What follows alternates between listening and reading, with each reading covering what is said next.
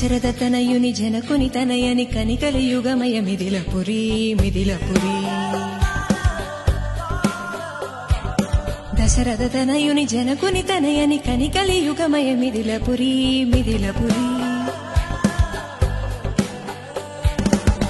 ఆనురీతిగా జరిగే హరిసిరి కళ్యాణం శ్రీరాముడు జానకి మెడలో కట్టిన మాంగళ్యం ఆనవమిని చూసిన నయనము కాదా కమనీయం ఈ పుణ్యం చేసుకునే పుడమికి కాదా తరగడి వైభోగం.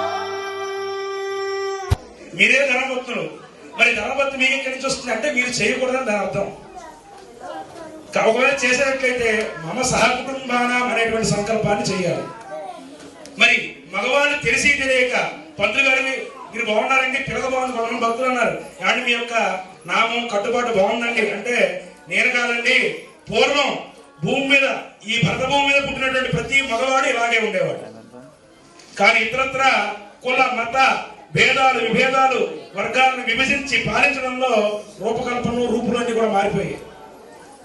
ప్రతి మగవాడికి కూడా బ్రాహ్మణ క్షత్రియ వైశ్య శూద్రులు ఈ 4 వర్ణాల వారు పరమాత్మ నుంచి ఉద్భవించినటువంటి వారు. నేను చెప్పట్లా, వేదం చెప్తోంది. బ్రాహ్మణో శముఖమాసీత్ బాహురాజన్యకృత ఊరుదస్య పద్భ్యాగం శూద్రో అజాయత.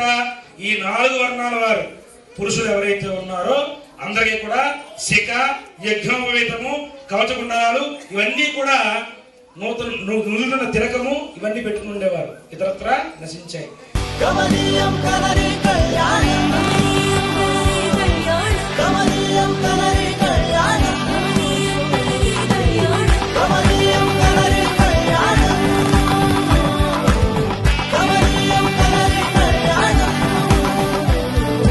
హరిసిరి మనసున స్థిరపడే శుభ సమయం